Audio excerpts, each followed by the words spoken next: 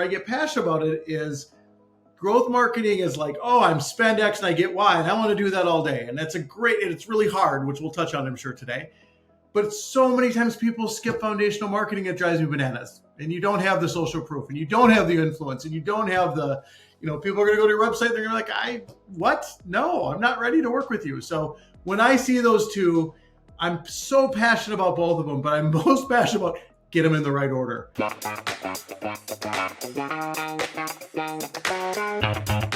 Hello and welcome to another Top Advisor Marketing Podcast. I am your host, Matt Halloran. Now, we are going to talk marketing today, and I had so much fun talking to John about marketing previously, and I think he adds a couple of different perspectives that I think all of you really, truly need to hear. One is the difference between foundational marketing and growth marketing, and then we're also going to talk about the idea of what do you do with leads and how can your marketing really help with that. So John, welcome to the show. Man, it's so good to be here. I've been a longtime fan, and I'm excited to actually be on the podcast with you. Well, I'm excited to pick your brain on this stuff because, I really do think, we talk about marketing a lot here, but I like your take on all of it. And I know that's a very blanket statement, but I love how you look at marketing because it is so different and it is actually entirely in line with what we do at ProudMouth. So it's a little self-promoting that I want you to talk about this stuff because, you as an outside objective third person are really, truly reinforcing what we've been preaching here for a long time. And let's begin with this idea. There's a big difference between growth marketing and foundational marketing. It is. And I see people often get those two out of order, which is where I get very passionate about it. So my definition of the two, and I know we can talk about active and passive, and there's all the different ways to split this thing up. So this is another way to add to that, is when you think of foundational marketing, it is the things that I believe every advisor needs. It's, do you have a good website? Do you have your brand proposition down? Do you have some type of influence marketing going? Do you have a voice? And I think everyone should have that. You can get into maybe testimonials, maybe SEO, like you can start to stretch that. But I think of that all in the world of foundational marketing. And when I then hear a lot of people, and where I've spent a lot of time in my career as a CMO, is on growth marketing. And I could also call that paid channel marketing or ROI calculation marketing. And when I think of that, it's like, are you spending a bunch of money in digital beyond just the basics of, do I have myself covered? Am I bidding on keywords and spending tens of thousands a month? Am I doing old school things like direct mail? Am I using third parties? All those different ways is when I think about growth marketing. Where I get passionate about it is growth marketing is like, oh, I'm spend X and I get Y, and I want to do that all day. And and it's really hard, which we'll touch on, I'm sure, today. But so many times people skip foundational marketing, it drives me bananas. And you don't have the social proof, and you don't have the influence, and you don't have the, people are going to go to your website, they're going to be like, what? No, I'm not ready to work with you. So when I see those two, I'm so passionate about both of them, but I'm most passionate about get them in the right order. Make sure your foundation is set before you start throwing money at a channel. Well, let's expand just a little bit on what you refer to as foundational marketing, because really growth marketing is a huge component of what I wanted to talk to you about today. I just like the fact that you just listed a bunch of things there that are part of the foundation. How long in your experience, because you've actually been doing this for quite a while, how long in your experience in working in financial services and with advisors do you have to spend time with foundational marketing before you're really, I just made up a word, foundational marketing before you move on to growth marketing? You can obviously rush through it and spend a lot of money, but it's a year. It's a year plus for sure. And it takes that to have a great web. Well, first, do you have your brand? Do you have a brand proposition that makes you somewhat unique? I know it's a crowded space, but you have to have a position. And then have you translate that into your materials, into your website, and through all of your firm, whether you're a 3-person firm or a 50-person firm or bigger.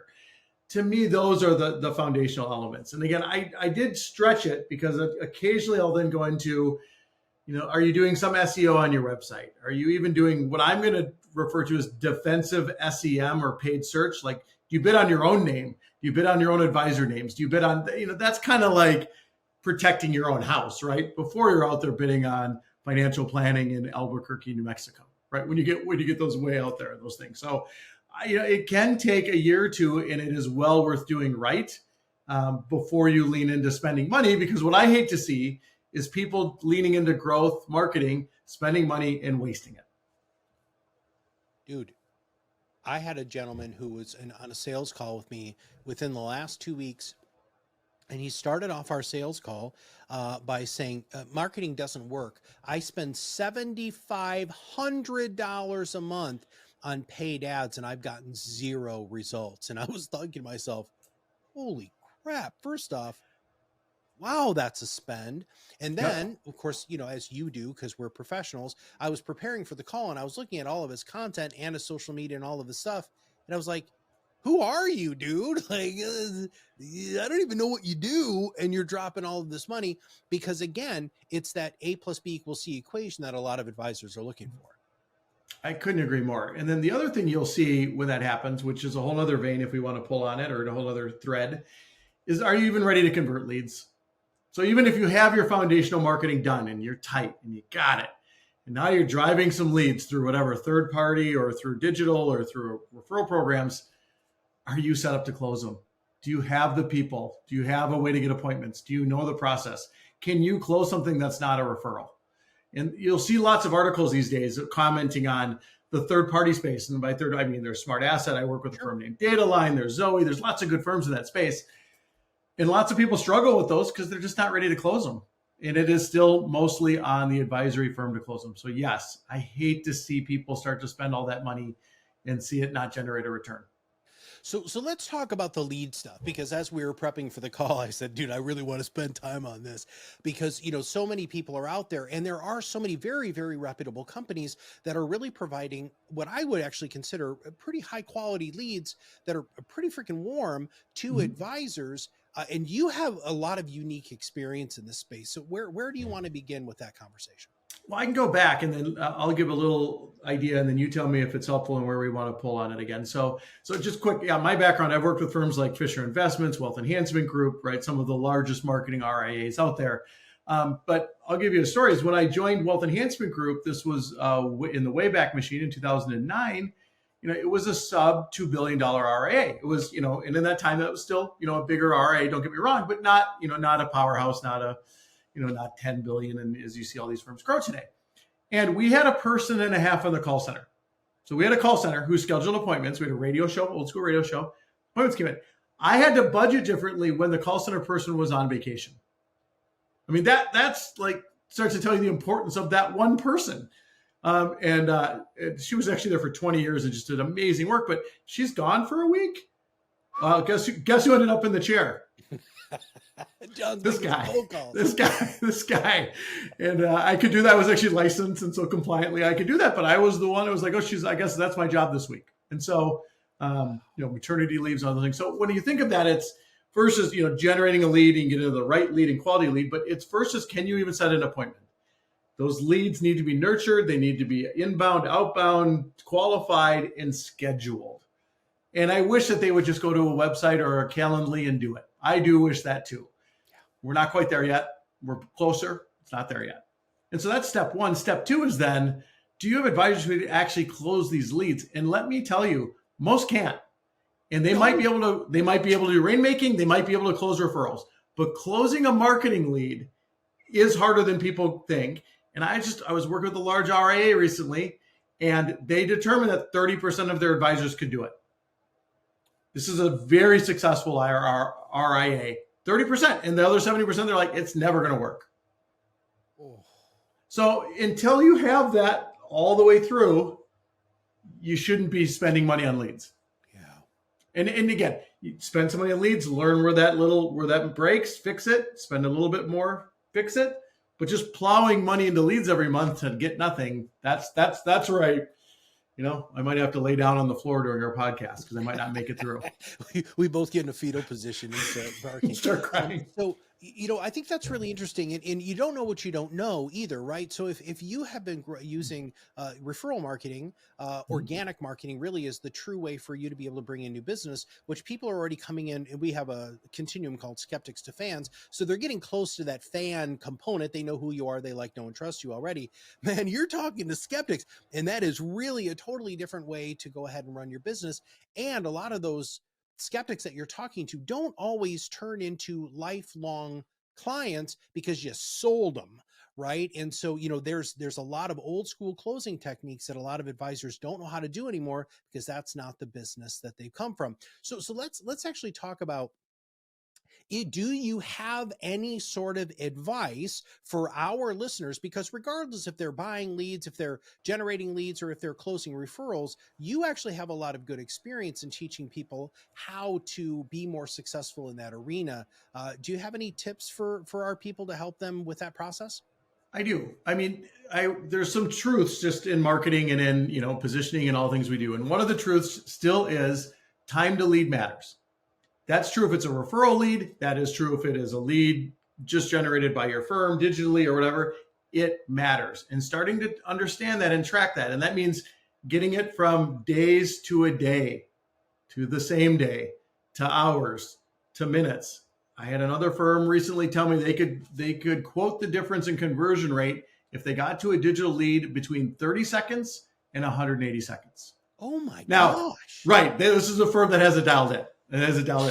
I know. I was like, wow, that's impressive that they're doing that. But it gives you a sense of, that's how far the continuum is. Now, again, hours is good at first, days is good. You don't need to be that. That's the extreme end of the area. But you need to do it. Another firm, so let's just say you don't have a call center person, you don't have a business development representative, you're just putting the toe in the water. I have had firms that say, well, we've got 4, pretty aggressive younger people that are doing some other function in the firm.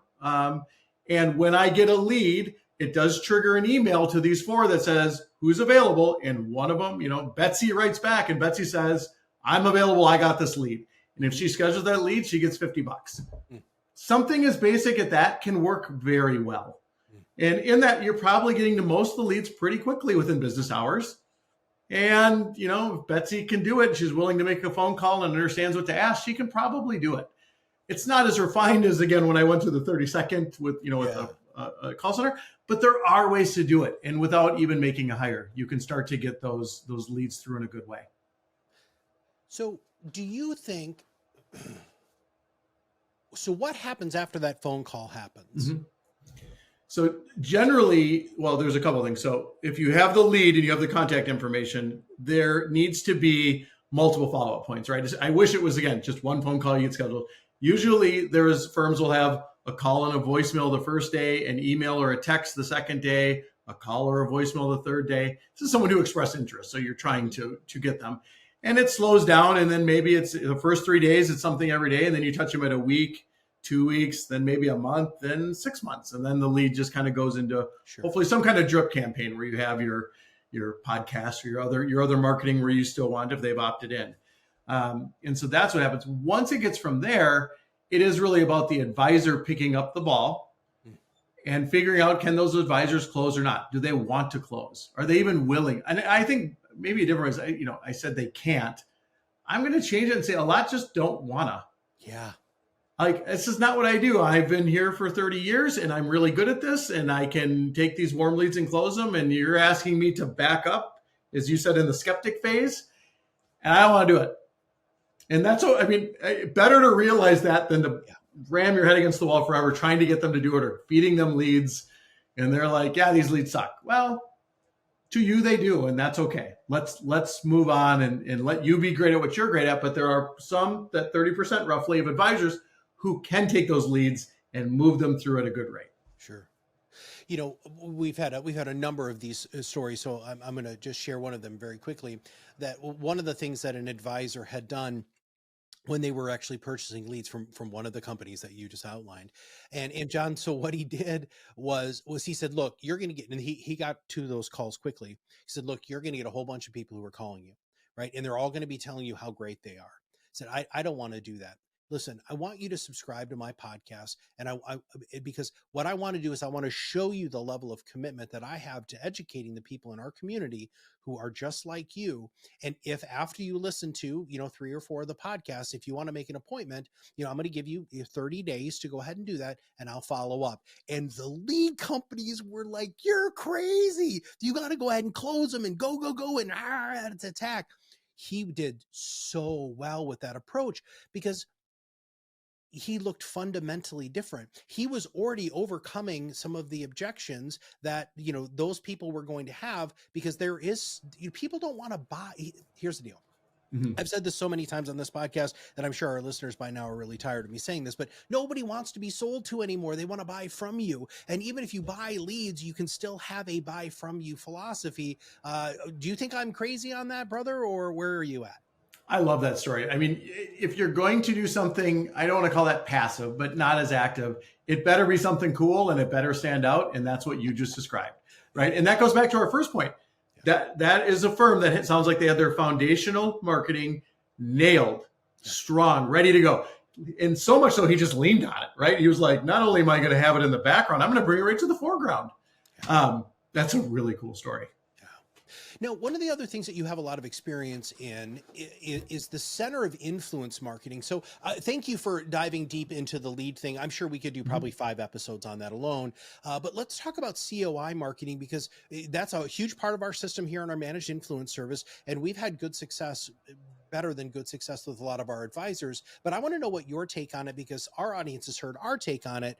Tell us what you think you need to have in place to truly execute a COI marketing strategy. So I've seen something of interest lately working at some of the, call it medium to larger firms, which I hadn't seen historically. And it's that they're actually hiring a COI business development officer. So it's one thing when the marketing group says, hey, I built this program and you should go do it and get it out there.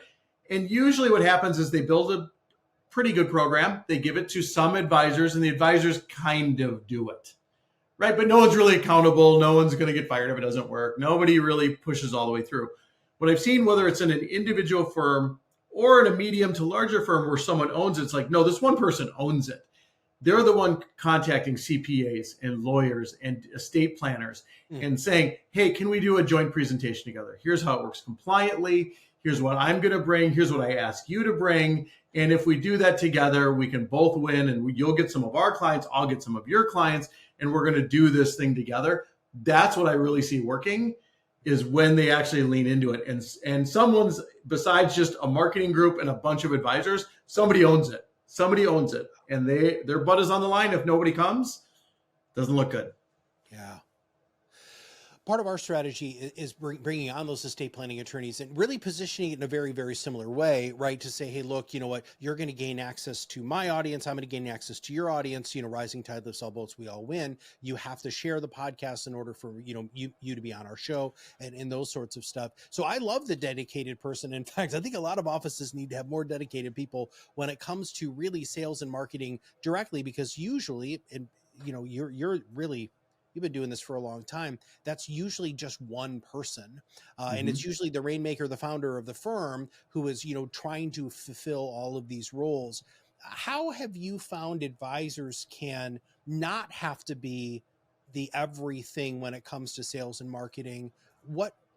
How do you consult them on outsourcing or hiring and bringing in somebody in? Because I know that's something else that you've done.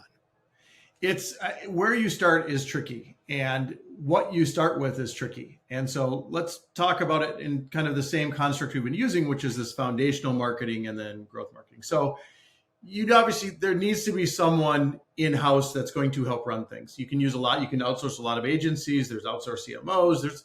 I would say, and by the way, as kind of a marketing snob for the last 30 years, I am really impressed with the agencies right now in our space. And I was not historically.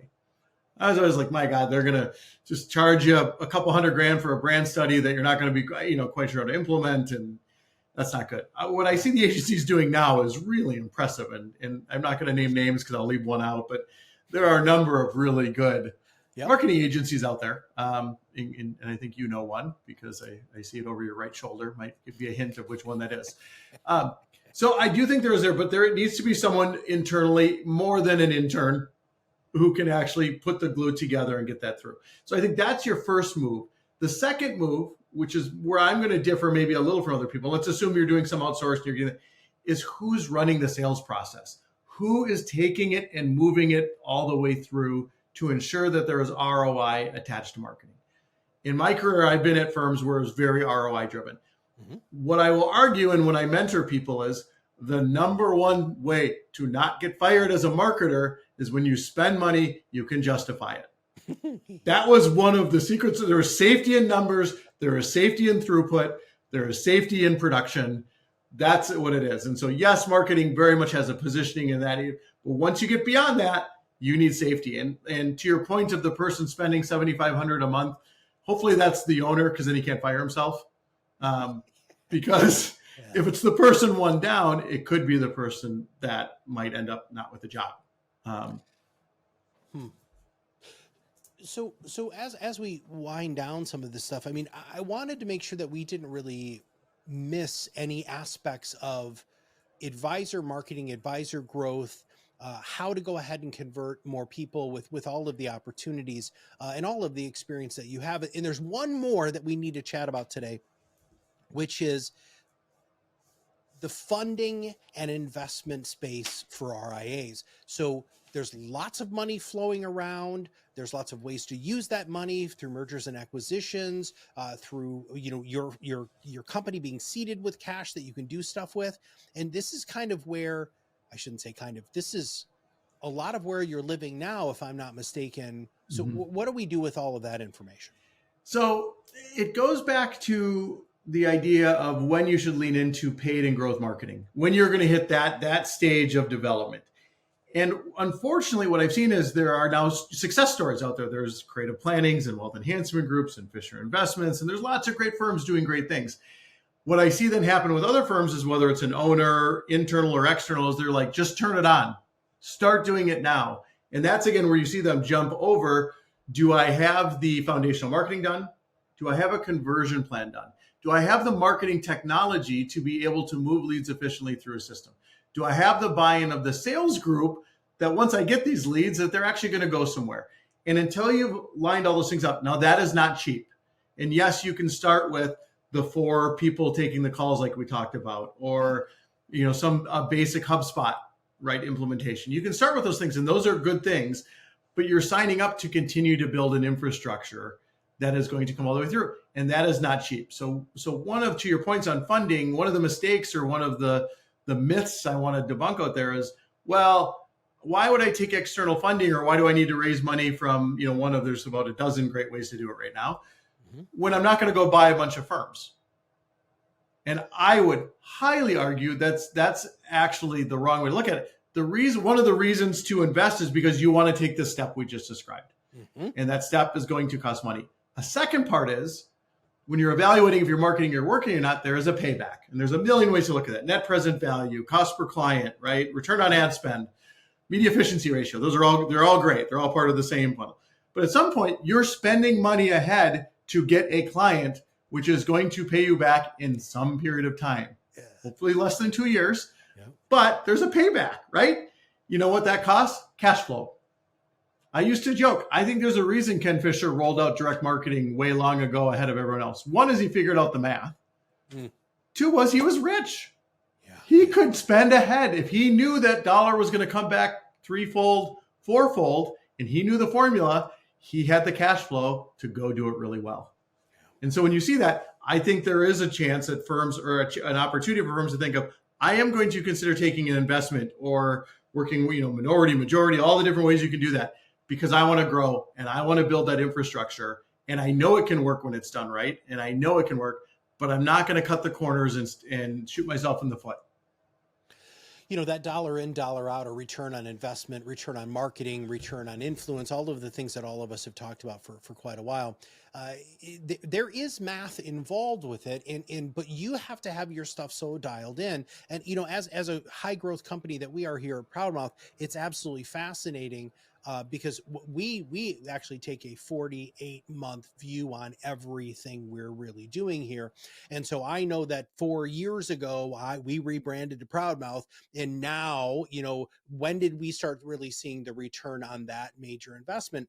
And, when you look at most financial services firms, you said this right at the top of the show, do you look any different? I mean, do you actually know who you are and what you do and what makes you unique and different, and why people should trust you and who you're actually supposed to be marketing to? If you don't have that foundational marketing in place, you're pissing away money. And you're going to go to the next conference, and dude, you and I talked about this before. You're going to go to the next conference, and some guy like me is going to talk about how great their marketing system is, and you're going to buy it, and you're going to give it 3 months, and it doesn't work, and so therefore you're going to go ahead and try the next thing. And that fits and starts marketing is such an absolute nightmare.